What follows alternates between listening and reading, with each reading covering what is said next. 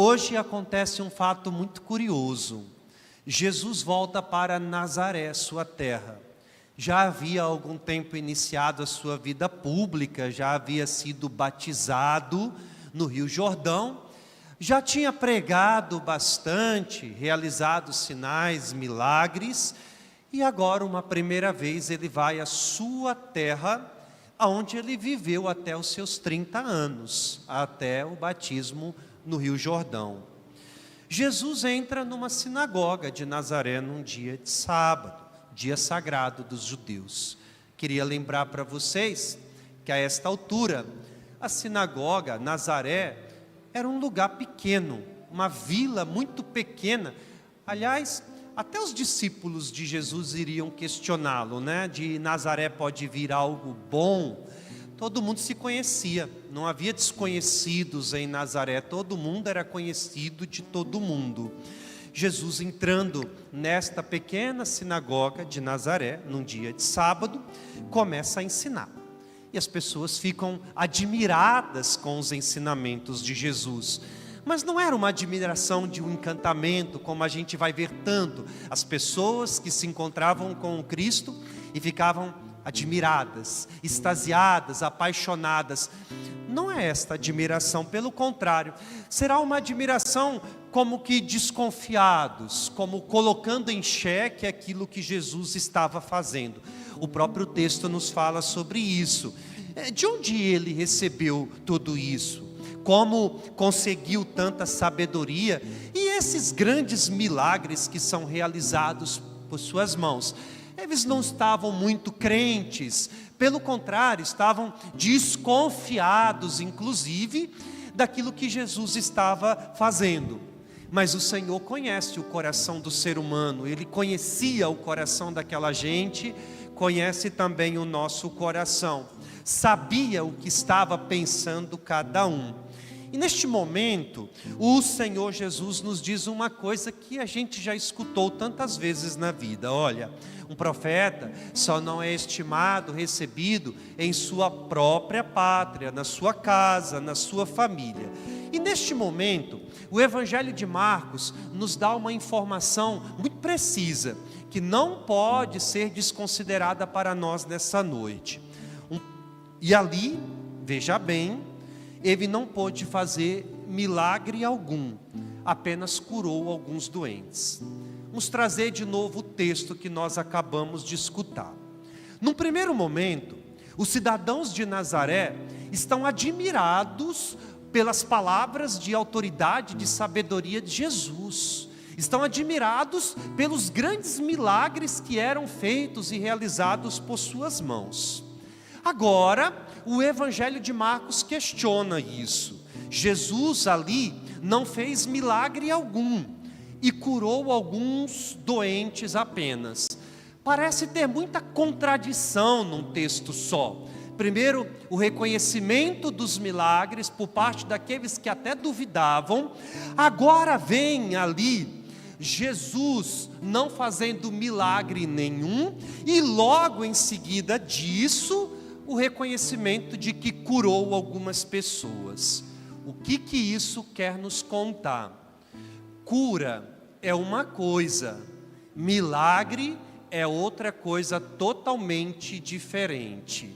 Às vezes a gente coloca tudo no mesmo peso, como se fosse uma coisa só.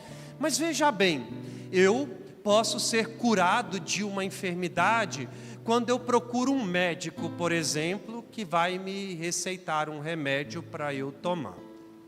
Eu adoro remédio, eu tomo antes de doer. Parece que eu já sinto que vai doer alguma coisa, eu já estou me medicando, né? Não deveria, mas eu sou desses.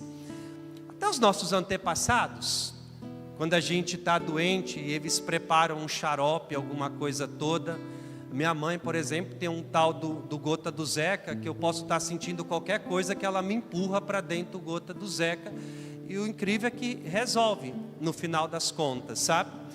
Deus também cura, Deus cura mais ainda, né?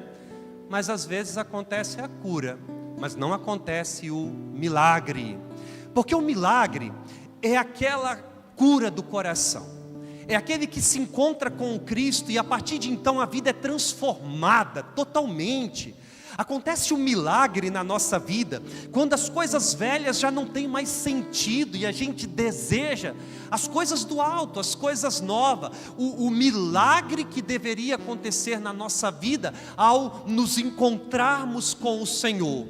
Porque às vezes somos apenas curados, mas não recebemos esse milagre que é a abertura do coração que transforma todas as coisas. Tendo dito isso, a gente poderia pegar aqui a leitura de Paulo aos Coríntios. Quem tem o hábito de acompanhar a liturgia diariamente, já deve ter percebido que nestes dias nós estamos meditando esta segunda carta de Paulo aos Coríntios, que é uma das mais bonitas que tem. Só a nível de curiosidade, né? Paulo escreveu 4 cartas a esta comunidade de Corinto. Apenas 2 chegou até nós. E também não estão aí em ordem cronológica. A primeira, na verdade, é a terceira e a segunda é a primeira carta.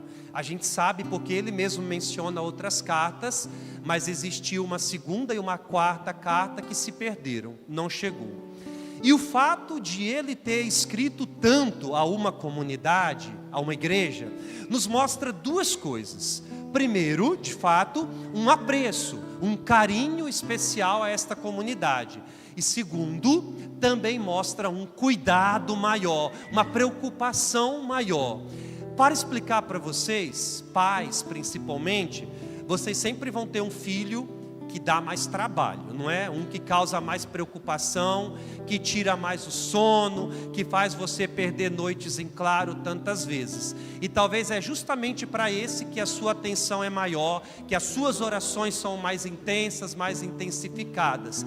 É justamente isso. Era uma comunidade que dava uma certa dor de cabeça para Paulo, porque era de fato uma comunidade envaidecida, meio que soberba. Na primeira carta aos Coríntios, por exemplo, ele escreve um sermão ali que vocês já ouviram também, muito forte, dizendo o seguinte: olha, vocês estão se gloriando porque tem o dom de línguas, de profecia, de não sei mais o que, mas eu quero lembrar a vocês uma coisa: se vocês não tiverem amor, de nada disso adianta, de nada disso serve, porque o amor deve superar tudo. Era um puxão de orelha aquela comunidade. Hoje, na carta aos Coríntios, mais uma vez, Paulo faz um raro desabafo, que é raro mesmo, porque a centralidade de suas cartas é a cruz. Tudo para ele é baseado na cruz de Jesus. Mas hoje, Paulo, escrevendo esta comunidade, lembra o seguinte: olha, para que a extraordinária grandeza das revelações não me ensoberbecesse, foi espetado na minha carne como um espinho. Ele conhece, ele sabe, ele tem clareza de tudo aquilo que Deus fez em favor dele, das coisas extraordinárias que Deus realizou. Ele tem consciência do quanto que ele foi cumulado de grandeza, de graça por parte de Deus. Mas para que tudo isso, tão sublime, tão augusto, não fosse tomado para ele como motivo de soberba, de uma vaidade, foi espetado na sua carne como um espinho. E esse espinho é como um anjo de Satanás.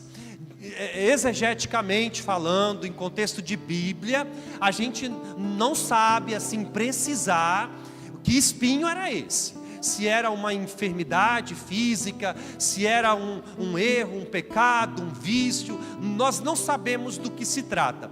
Mas de fato era algo que incomodava por demais o apóstolo, que fazia com que ele sofresse muito, a ponto de ele comparar como um anjo de Satanás a todo momento a esbofeteá-lo. Vamos pensar, por exemplo, quando a gente enfia uma flepa no nosso dedo, né? Não incomoda, não inflama, não enche de pus, dói, lateja, machuca.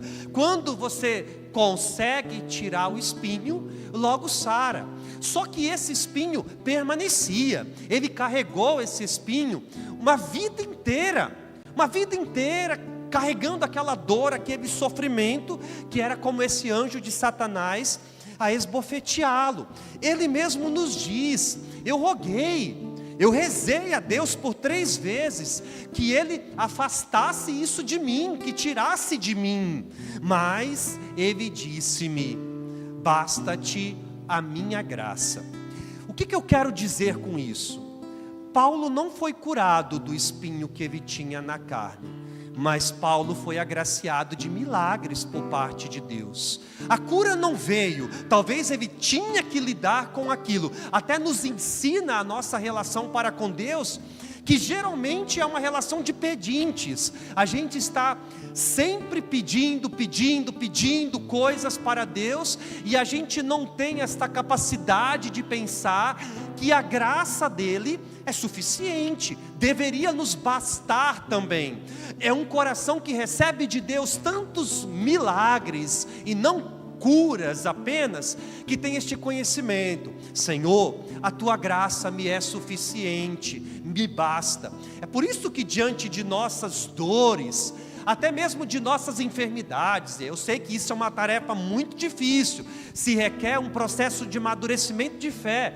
A gente não deve pedir para Deus para tirar de nós, apenas para dar a capacidade de suportar, de estar forte, de permanecer firmes na nossa fé. É como nos lembra Pedro na sua carta, né? A gente tem que estar pronto para dar a razão de nossa fé. Sabe por quê? O que acontece muitas vezes é que a gente, diante das cruzes, da dor, das enfermidades que sejam, a gente tende a se revoltar contra Deus, a gente tende a murmurar, a voltar as costas para Ele, porque a gente tem aquela sensação de que não fomos atendidos, que a nossa graça não foi alcançada, e passamos então a comparar, não é? Por que para tal pessoa é possível, a pessoa consegue tantas coisas, por que para mim eu não alcanço nada? E lembre-se disso, talvez só aconteceu ali no quintal do vizinho cura, e não milagre. O milagre é esta capacidade de enxergar tudo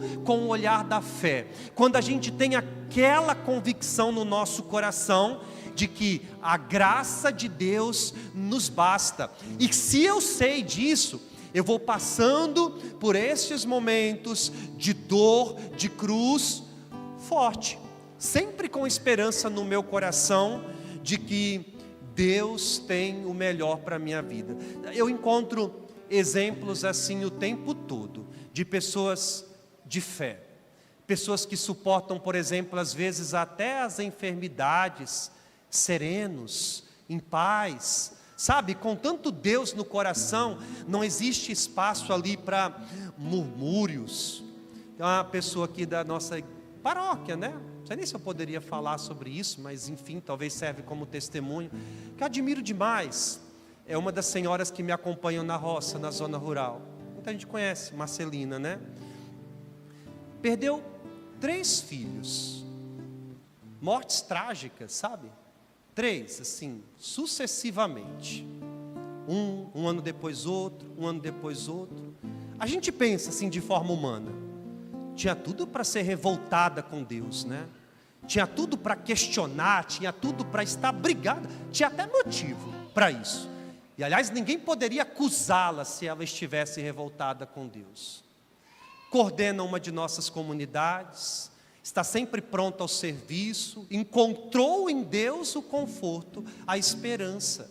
A graça de Deus deve nos bastar também, meus queridos amigos, porque senão não tem sentido nenhum a gente estar aqui. É esta capacidade de a gente entender, como Paulo nos lembra, que é nas nossas fraquezas que somos fortes de verdade. É quando a gente se sente fraco que somos fortes, porque o Senhor, Ele é a nossa força, Ele é o nosso amparo, e a gente tem que buscar por isso também, os grandes milagres que Deus quer realizar na nossa vida, a começar do milagre da transformação do nosso coração.